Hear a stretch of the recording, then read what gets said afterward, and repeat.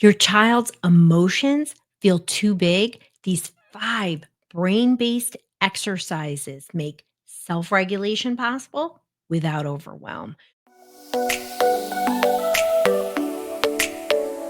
So we're jumping in to easy tools that a teacher, an aunt, a grandparent, mom and dad can use to help kids with emotional regulation. It doesn't matter if they're a little kid, a school age kid, teenager, or a young adult, or even mom and dad. These are things that quickly reset the nervous system. And the more we do them, the more self regulated behaviors are possible, right? And that's our goal for our kids to be self regulated and calm and feel good about themselves. So, my first exercise is a heart hug. And what it's doing is it's going to pull your nervous system into that beautiful parasympathetic state. It's a vagus nerve activator. And if you do it together with your kid, you're going to have the added benefit of a co regulation technique. So, what's a heart hug, right? So, you're going to actually take your right hand, put it over your heart, and you're going to take your left hand and put it on your right shoulder, and you're going to press down. So, you're going to get some of that proprioceptive feedback. You want to put your feet on the ground. It helps to stimulate that vagus nerve and creates a feeling of safety. It's great for all ages, even little kids. Get like 1.5-year-olds can even do this if you help them to do it. And ideally, you're breathing through it, you're calm. It's great for transitions. I like it first thing in the morning to kind of set myself, but also before bed. It's great if you have somebody who has a trauma background and they feel activated. It's a quick way to create safety and really help people not feel so overwhelmed by the dysregulation.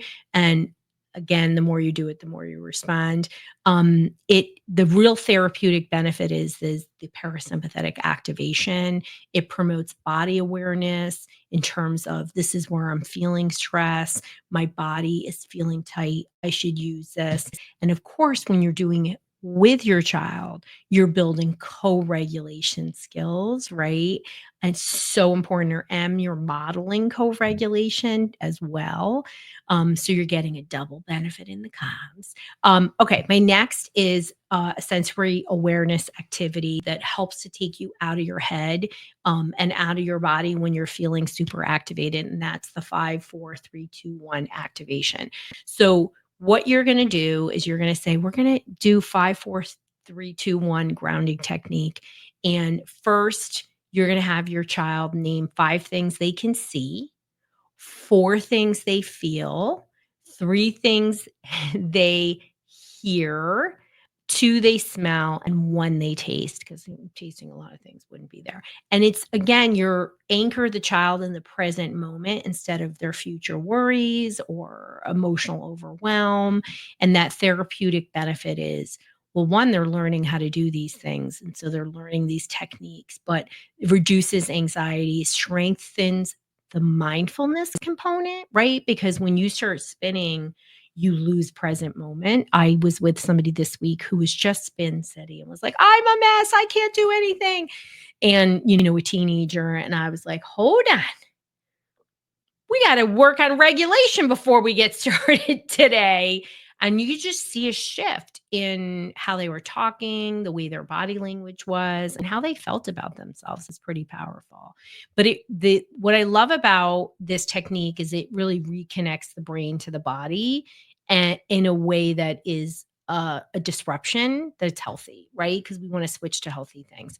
Okay, number 3 is we're going to switch from the what if to what is reframing activity. This is going to really create cognitive flexibility. So instead of those, what if I fail this test, right? You get them to reframe on a fact based truth. I do this a lot with people with OCD. It's called, breaking accommodation. What if, okay? No, you're not. I studied and did well in the last one, right? So how do I think I'm going to do today? Right? Is really giving them the truth of what happened before to show them they can address an issue or a worry. They can face it by showing them and getting them to connect to a positive outcome that they had before. Right? And it really helps develop rational thinking and empowers them to challenge negative thought patterns. This is really important. I feel like people's spinning in negative thought patterns, like of all ages, I'm in shock. Actually, I'm not even talking as a therapist, but just like out in the real world, when I go to things, people just are spin city and they just don't have the tools to stop the spin, maybe except for alcohol or pot smoking. And so these skills develop over time, and parents really have the power to change things and create these beautiful strategies that you can use for the rest of your life. So the therapeutic benefit is really building metacognition, reducing catastrophic thinking, and it really helps you with executive functioning when you start really making connections and obviously regulating the nervous system. Number 4, the touch and visualize somatic reset technique, right? So you're going to ask your child to notice where they feel tension in their body. When you're distressed, every single person will say, "Oh, okay. Oh, I feel it here, like here. I feel it on the side of my head. I feel it on the top of my head. I feel it in my knees. I feel it in my stomach." There will be a place. So you're going to ask them to gently place their hand on that area that feels like it is. Somebody might say it's all over their body and say, okay, well, just, place it on your heart or place it on your head, wherever you just feel like it lands. They don't, because then they'll spin on that. And I want you to, you're going to say, I want you to just sit there for a minute and think about it. Oh, yeah, you feel it there. And then you're going to guide them to visualize reducing that. And it might even be that they're not capable of that and just say like, "Oh, what's a happy color for you?" "Oh, yellow." "Okay, so you're gonna visualize that being yellow." Um, and you're gonna breathe through it. Just simple awareness and a tool, right? Slow breathing, asking them to just keep reducing it. "Oh, it's going down." "No, it is. It's going down." "Yep." And then ask them what their body feels like now. Now, I like to, for kids under 10, I would say give it a number, 0, 0 being that they're relaxed, 5 means they're stressed, and then older, 0 to 10, and get them to put a number on it, and then keep doing it until it goes down at least by 1, because these tools work. What's the therapeutic benefit? It really gives them a mind-body connection, reduces physiological nervous system distress, and promotes that self-regulation. And this is just a tool that you will just I remember when I was taught this, you'll just subconsciously slip into it. Like, "Oh, I'm feeling a little tightness over here.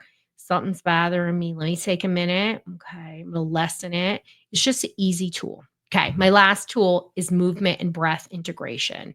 There's nothing like regulating through the body, right? It's a somatic regulation exercise, right? And it can be anything, crawls, little kids pretending they're animals, yoga poses, with breath.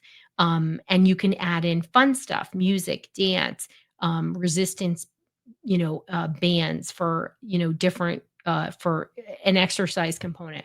But movement and breath paired together is really a reset. Even adding in, like an exhale and, big movements, just disrupt the body, disrupt the thinking, helps to do that. What's the therapeutic benefit? It's regulating our brainstem, right? Because movement is a really base activity. It's improving sensory processing and it helps to reset that nervous system through physical movement.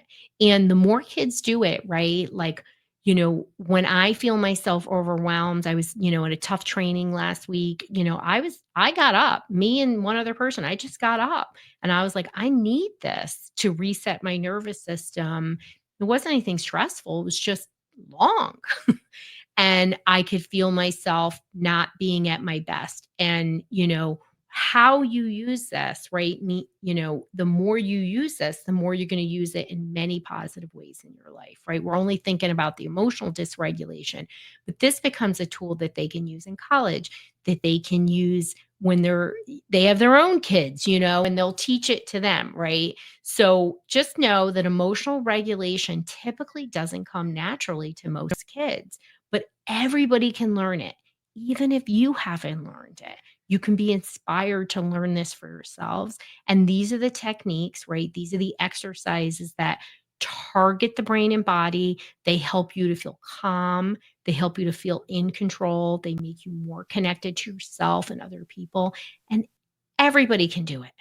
I mean, there just isn't, right? And, we have to keep using these tools. The goal isn't perfection, the goal is progress and chipping away.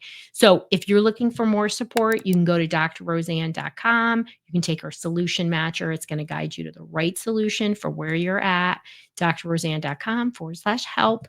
And just know that take one of these exercise, and I want you to use it for a month, 3 times a day, and I would love to hear from you to hear how that's helping you and your child. Want more insights and solutions? Well, subscribe to our Dysregulation Insider, and it will show up in your inbox every week.